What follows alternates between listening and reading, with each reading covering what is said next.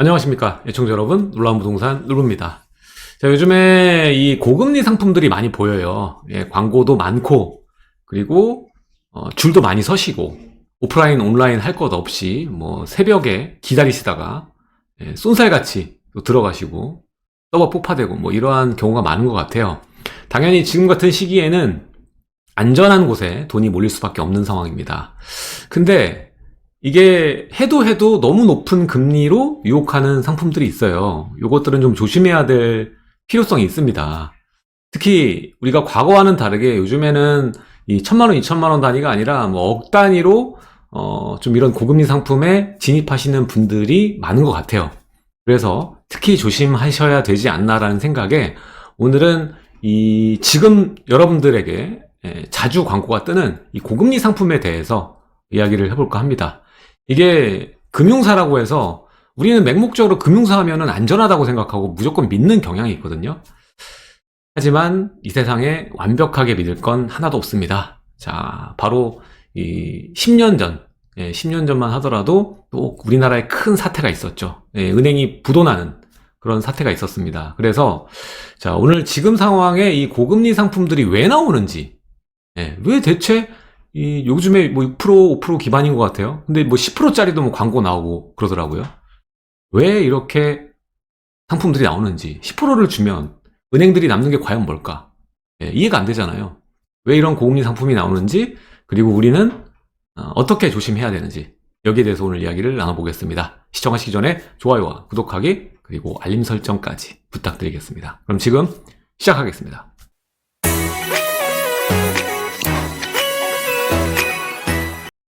자, 요즘 투자 시장이 굉장히 위축되어 있죠. 일단 금리가 파죽지세로 올라간 영향이 가장 크다고 볼 수 있는데, 그러다 보니까 이제 휘청휘청하죠. 그리고 국제 정세도 안 좋고, 뭐 러시아 우크라이나 전쟁, 뭐 중국도 마찬가지로 좋지 않죠. 이러다 보니까 은행에 돈이 몰리고 있습니다. 우리가 이제 머니 무브라고 하는데 은행에 돈이 몰리고 있어요. 지금 이거는 7월 달의 사진이에요. 7월 사진인데 6월에서 7월 이때 은행에 들어온 돈이 이제 금리 인상 결정되고 나서 이제 10조가 갑자기 불어나는 모습. 그리고 증시 투자자 예탁금, 이거는 이제 우리가 증권에 넣어놓고 투자하기 전에 예치되어 있는 이 금액이라고 보시면 되는데, 이게 한때 70조까지 갔었어요. 그때가 뭐 작년 한창 이제 주식 관련해서 사람들이 관심 많을 때 올라갔다가 이게 빠지고 있는 거였는데 이제 더 빠지는 거죠. 그래서 7월달 해서 뭐 55조인데 이거는 지금 7월이잖아요. 지금 이제 11월인데 바로 전까지 10월달까지 데이터가 나와 있으니까 보면요, 이 증시 투자자 예탁금이 50조가 깨진 상황입니다. 50조가 깨졌고요. 이거는 아시다시피 이제 주식이 불황, 그리고 경제 상황이 안 좋으니까 인플레이션 잡는다고 고금리 정책 쓰잖아요. 같이 이게 맞물리는 거예요. 맞물려가지고 투자자분들이 이러한 공격적인 이 자산시장에 돈을 넣는 게 아니라 반대로 이 은행, 안전하다고 판단되는 이 안전자산으로 돈을 돌리고 있는 것이죠. 그래서 투자자 예탁금 증시에 70조까지 갔다가 이제 50조가 깨진 상황이라는 거예요. 그 돈들이 다 은행으로 가게 된 것이고, 아까 봤을 때 그 은행에 있는 금액이 730조 막 이렇게 나왔었잖아요. 근데 이게 이제 800조를 훌쩍 넘어갔다라고 보시면 돼요. 그래서 이 은행에 돈이 몰리고 있다라는 거죠. 특히 이제 정기예금 9월달 한 달 만에 한 번에 32조, 이때가 가장 많이 늘었는데 이렇게 많이 늘어났습니다. 굉장히 투자 심리 자체가 완전히 얼어붙은 거예요. 그런데 우리가 일반적으로 은행, 뭐 저축은행이든 뭐 어디든 이 금융사 하면 굉장히 탄탄하고 대기업에 대한 인식이 있다 보니까 굉장히 안전하다고 판단을 해요. 그래서 이 은행이라는 걸 달고 있죠. 은행. 보시면 은행. 이거는 여러분들 검색하면 바로 나와요. 금리 10%만 쳐도 이게 다 나오는 이 글들이거든요.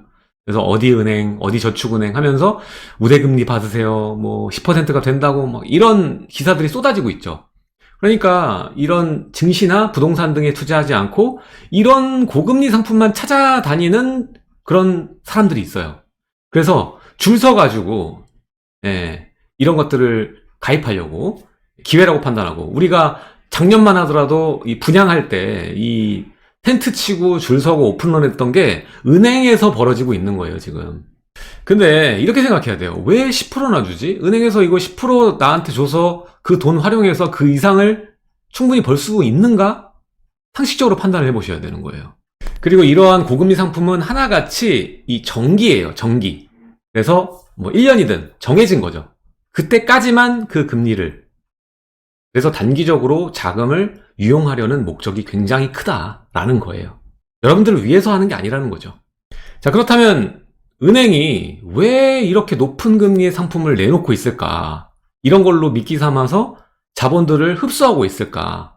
생각을 해봐야 되는데, 지금 현재 상황을 보면요, 우리는 대출을 두 개로 보면 이 가계대출과 이제 기업대출이 있겠는데, 이 가계대출 관리 방안 나온 게 얼마 전이죠.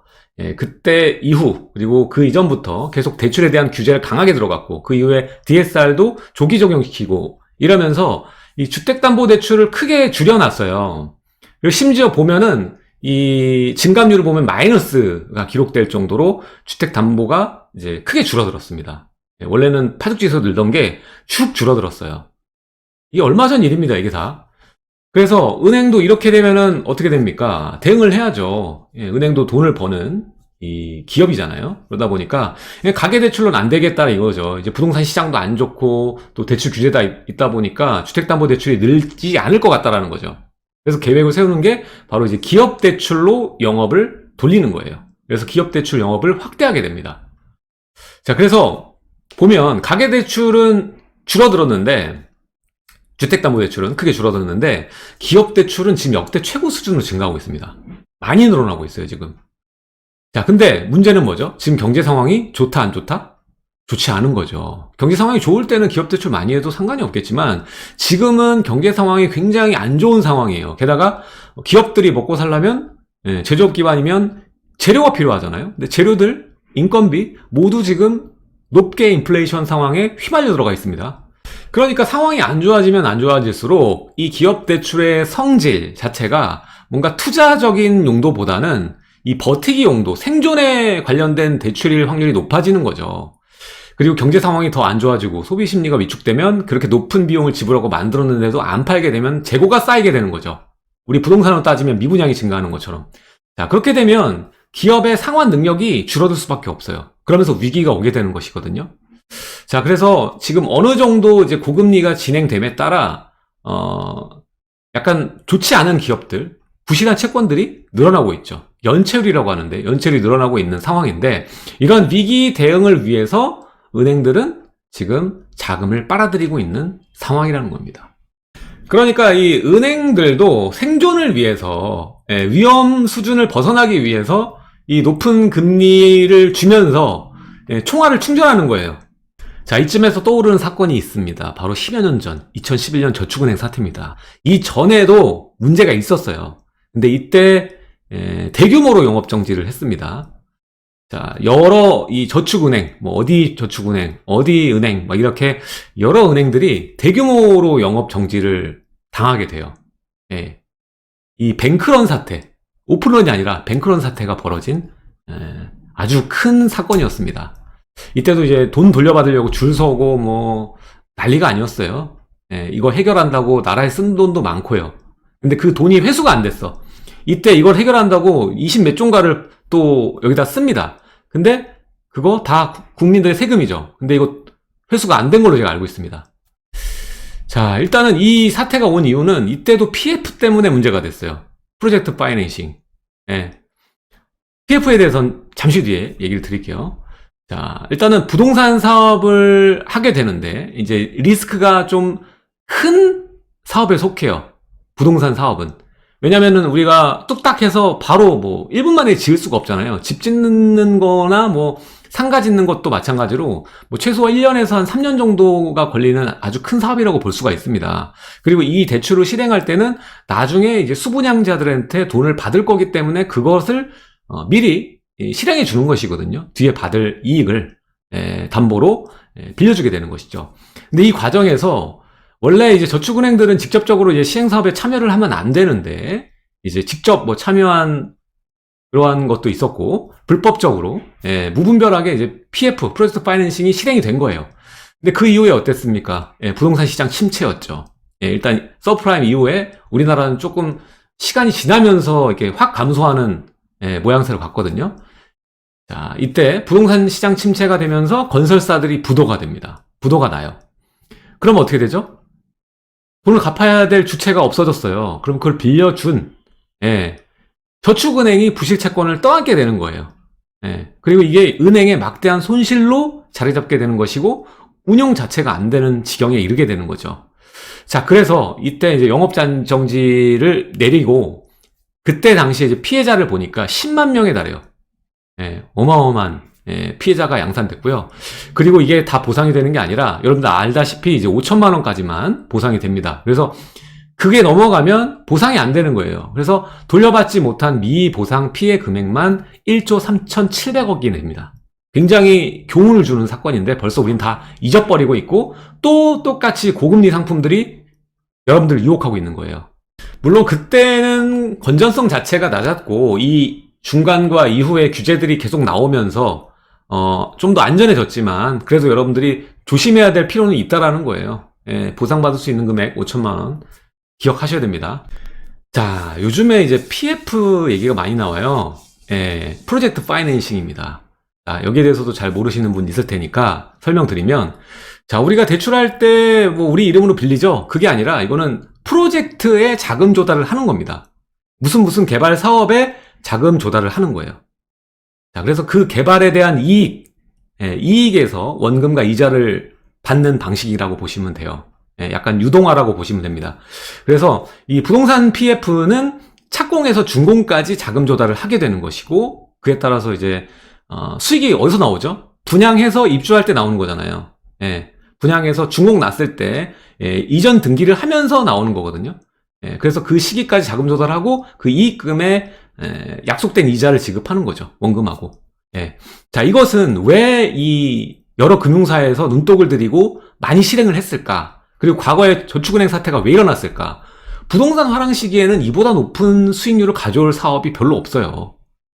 부동산이 하락이면 너도 나도 줄 서고, 너도 나도 한 개가 아니라 두 개, 세 개씩 사고, 이런 식이면 부동산 화랑이잖아요.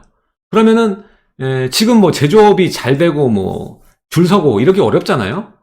부동산 우리나라 땅덩이도 좁고, 그리고 수도권 자리에 분양한다고 하면은 또 신축 비율이 굉장히 낮은 도시의 경우에는 인기가 많을 수밖에 없겠죠. 그러다 보니까 수익률이 높을 수밖에 없어요. 그래서 다 PF에 목을 메고 이 금융사들, 캐피탈사도 PF에 어떻게든 발을 담그려고 했었던 겁니다. 지금까지 이제 시장이 좋았잖아요. 근데 이렇게 금리 갑자기 발작하고 미국과 뭐 전 세계 경제 상황 안 좋아지고 부동산 하락 시기가 오면은 이게 폭탄이 될 수가 있어요. 폭탄이 될 수가 있습니다. 자, 이때부터 지금부터 PF 실행은 잘 안 될 거예요. 위험하다고 판단하니까요. 화랑 시기가 아니니까. 이거 얘네들이 뭐 제대로 분양이나 되겠어? 미분양 될 건데. 그럼 얘네 망하면 우리는 돈 받는데? 이렇게 되는 거죠, 시나리오가. 그러니까 PF 대출을 지금 프로젝트 파이낸싱을 받는다고 치면 금리 자체가 엄청나게 높고 위기 수당을 받기 때문에 엄청나게 높고 사업을 시작하기 굉장히 어려울 겁니다. 이렇게 인허가가 또 밀리게 되고 착공이 지연되면서 나중에 또 공급 부족되고 이런 사이클이 계속 돌아가는 거예요. 어쨌든 지금 시기는 하락 시기에 맞물려 있고 위험한 상황이라고 볼 수 있죠. 그래서 PF 신규는 문제가 안 되는데 어차피 신규는 잘 안 되겠지만 기존에 했던 것들이 문제인 거예요. 기존에 했던 것들이 미분양 나고 부실채권으로 변모하니까. 그래서 차후에 이 안 좋았을 때 우리 금융위기 때도 마찬가지지만 이렇게 프로젝트 파이낸싱이 망가진 것들이 이제 부실채권 나와서 NPL이라고 하죠. NPL 뭐 사고 팔고 이런 것들 투자가 또 유행하는 시기가 올 수 있습니다. 지금 그래서 우리가 공부해야 되는 건 경매나 NPL 이런 것들 공부해두면 도움이 될 수 있어요. 자, 어쨌든 이 신규로 개발하는 데는 그렇다 치고 지금 개발하는 게 중단되는 게 위험한 거예요. 그리고 이미 준공이 났는데 입주 지연, 입주를 안 하는 거죠. 이런 사태들이 문제가 될 수 있습니다. 그리고 후분양하는 경우, 이 세 가지가 문제가 될 것 같아요. 일단 개발이 중단되면 시행사, 시공사, 금융사 줄타격 입게 됩니다.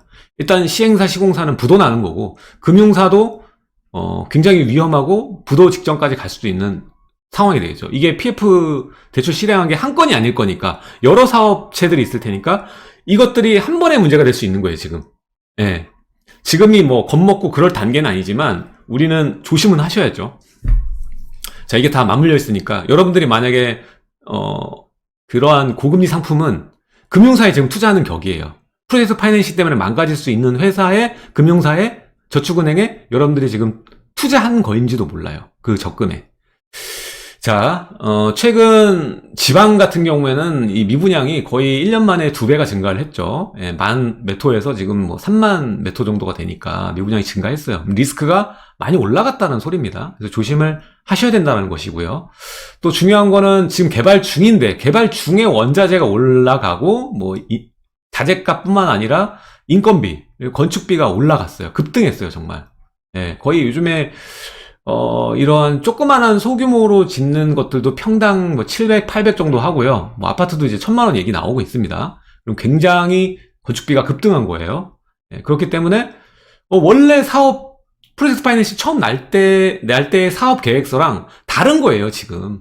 둔촌주공도 왜 이렇게 됐을까요? 처음이랑 다른 상황에 갔기 때문에 중간에 그랬거든요. 그러니까 지금 이런 부분에 대해서 우리가 심각하게 인지를 하고 투자를 진행할 때도 웬만하면 다 지어져 있는 거, 예, 이런 거를 하시는 것이 좀 더 안전한 방법이라고 볼 수 있겠죠. 자, 그럼에도 여러분들이 고금리 상품 너무 아깝다, 나 5천만 원까지만 할 거다 라고 생각한다면 각 은행들을 좀 체크를 해보셨으면 좋겠어요. 이거는 어렵지 않게 또 볼 수 있거든요. 자, 보면 지금 연체율이 가장 높은 데가 어딥니까? 보면 이제 상상인이에요. 상상인이 여기 있고요. 4.2%. 그리고 OK가 3.6%. 예. 자, 그리고 뭐 그 외에는 그다지 보이지 않네요. 1%, 2%대입니다. 그래서 이런 것들을 확인하시면서 리스크를 좀 체크하실 필요가 있어 보입니다.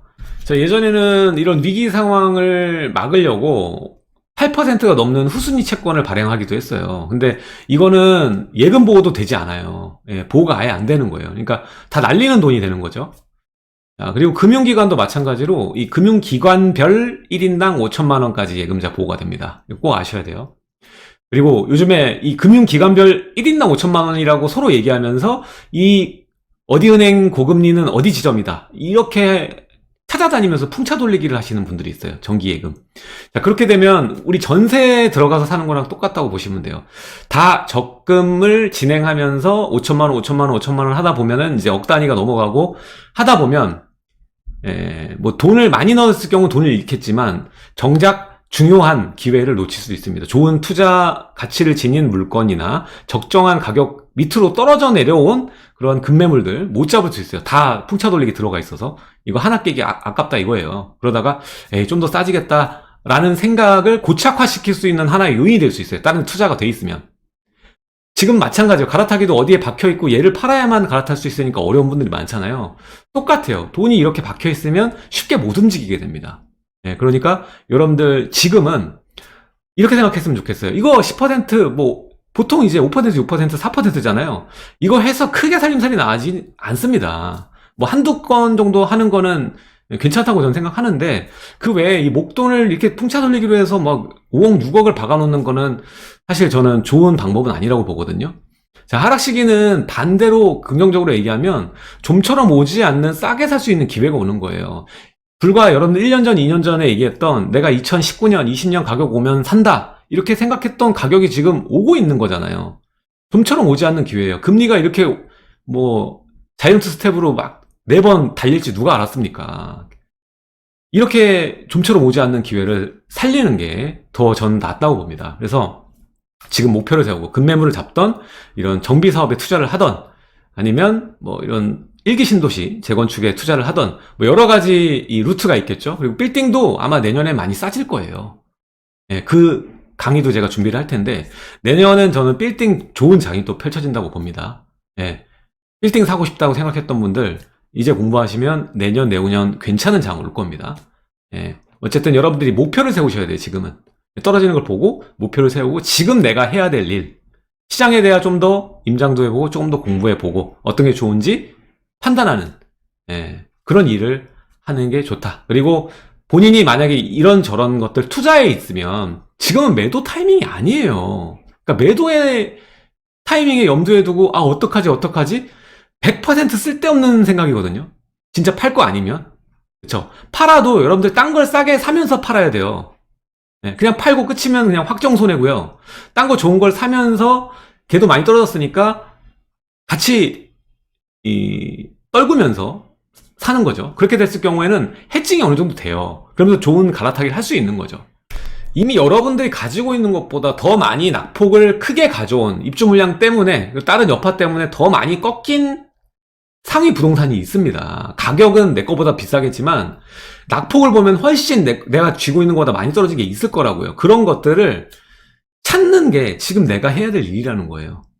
찾고 지금이 전에 오지 않는 갈아타기의 또 기회가 될 수 있다는 것을 좀 아셨으면 좋겠습니다. 자, 오늘은 요즘에 유행하고 있는 고금리 상품 풀차 돌리기에 대해서 조심할 필요가 있다. 그리고 정말 더 중요한 기회를 여러분들이 놓칠 수 있다는 것을 알려드리기 위해서 오늘 진행을 했고요.